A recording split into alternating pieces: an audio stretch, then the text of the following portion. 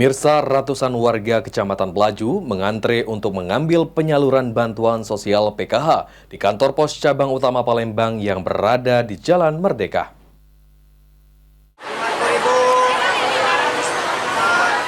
Sejak pukul 7 pagi, ratusan warga Kecamatan Pelaju telah mengantri untuk mengambil penyaluran bansos program Keluarga Harapan di kantor pos cabang utama Palembang. Salah satu warga, Wiwin, mengatakan sangat terbantu dengan adanya penyaluran dana PKH ini, terutama untuk membeli perlengkapan sekolah dan harga kebutuhan bahan pokok yang saat ini sedang naik. Pada penyaluran yang langsung 2 tahap ini, dirinya mendapatkan bantuan senilai Rp2.250.000. Dengan adanya bantuan ini termasuk terbantu ada sebagai terbantu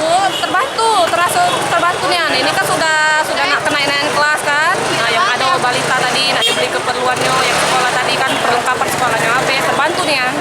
Terus juga saat ini kan barang-barang sembako lagi mahal ya. Nah, sembako lagi mahal. Kalau pacak pemerintah nih naik turun ke sembakonya kan, nah itu. Senada, Yuli mengaku jika sangat terbantu, yang mana akan digunakan untuk kebutuhan anak sekolah serta kebutuhan sehari-hari. Selain itu, dirinya juga berharap agar pemerintah terus memberikan bantuan seperti ini kepada masyarakat dengan ekonomi menengah ke bawah. Tadi nerima berapa, Ibu? 1.400.000. Itu total itu dari per berapa bulan itu? Per 6 bulan. Itu per 6 bulan, jadi dibayar sekali langsung. Ya. Bu, dengan adanya bantuan ini cak mana dari kita, Bu? Alhamdulillah terbantu buat anak sekolah kan. Kemudian apa lagi, Bu? Buat ya Kebutuhan sehari-hari, Bu ya? Iya. Karena memang sekarang lagi mahal ya? mahal kalau. Ilham Wahyudi, PAL TV.